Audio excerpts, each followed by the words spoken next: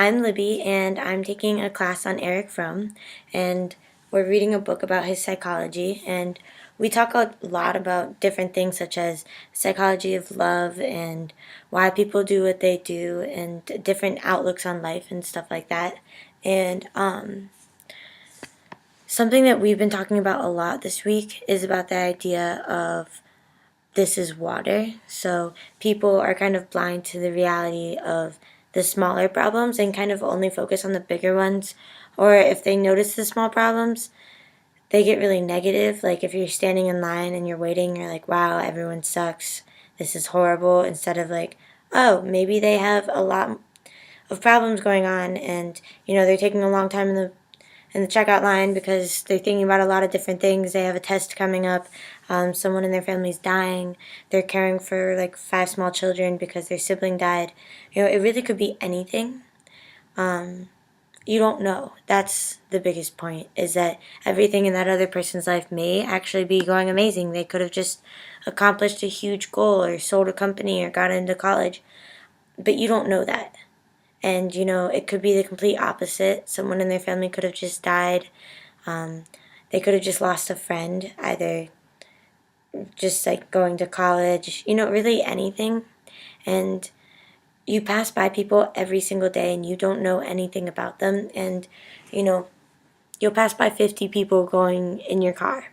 And those people you probably won't ever see again, especially if you live in like a big city. If you're in New York and you're going on the subway, you don't know every single person in the subway. You might know 1 or 2 people's names, if that, but like you don't know their past, you don't know their story, you don't know what they're trying to accomplish, you don't know what happened this morning. And every person changes, their whole reality changes every second. So if you think you knew someone and then you go on a vacation and a week later they're acting totally different, and what most people would do is take offense to that and just kind of be like, why are you acting this way to me? Like, why aren't you being like how you always are? But maybe something changed and you don't really realize that until a lot later.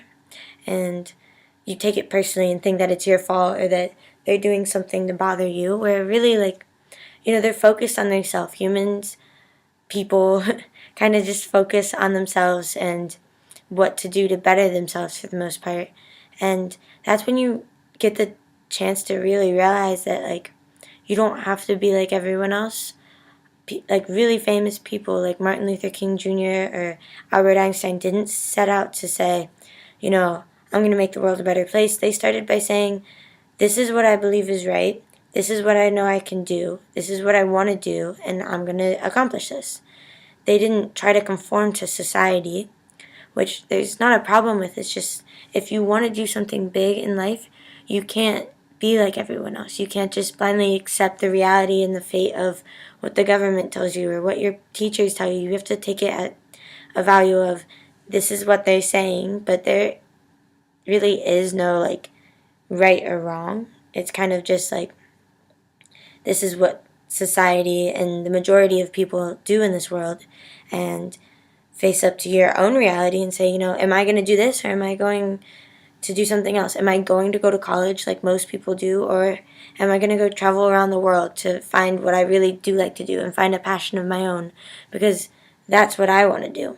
And you really, especially going into college, which I am now, I've been thinking a lot about, what I want to do with the rest of my life, which is a crazy concept because for the past 17 years, it's kind of like, it's been smooth sailing. Like, I know I wake up, I go to first grade, like a year passes, it's second grade, third grade, like sign up for some sports, and like my parents really do most of the stuff for me.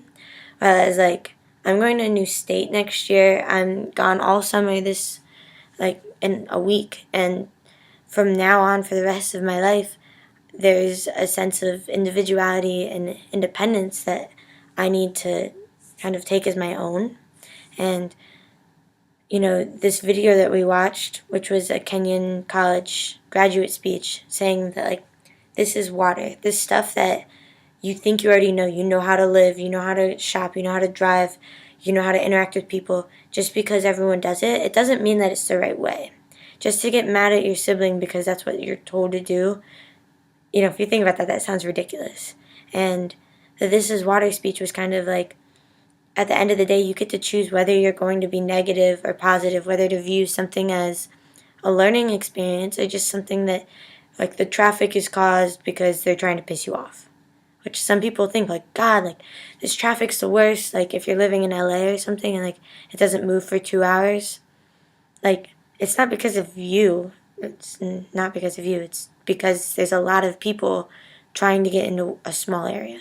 And every single person, I'm sure, is not like, yay, there's traffic, or like, yay, I get to wake up early to go to school.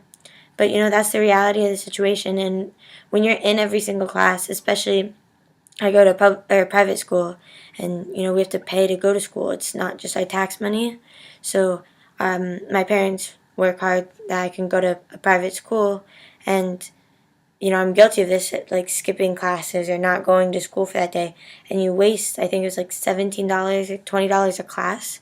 We have 7 classes a day, and if I skip like half of those classes, it's just wasted money.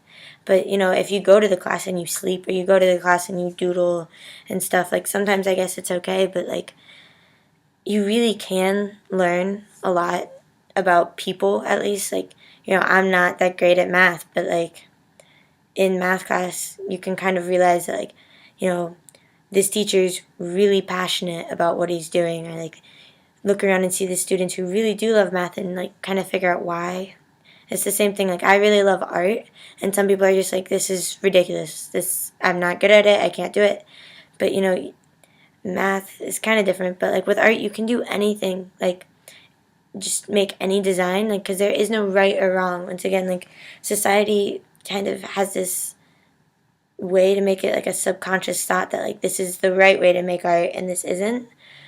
And that's kind of like living. Like, this is the right way to live and this isn't. But as long as you're happy, I think any way is just the right way to live. And that's what people need to start living their life by. Because if you're happy sitting in traffic because you get to think about life, or you get to think about your test coming up, or like the past and reminisce, then the traffic isn't as bad. Or if you're waiting in line and you realize you don't have as much money, so you have to put some food back, then you realize, you don't really like that cereal, so it doesn't really matter. And then from then on, you don't waste your money on that cereal. Like, small things, if you really think about them, they really do influence your life just as much as the bigger things. And that's what the This Is Water video was trying to say, that don't overlook the small things, because they really do add up. And you really can learn some valuable life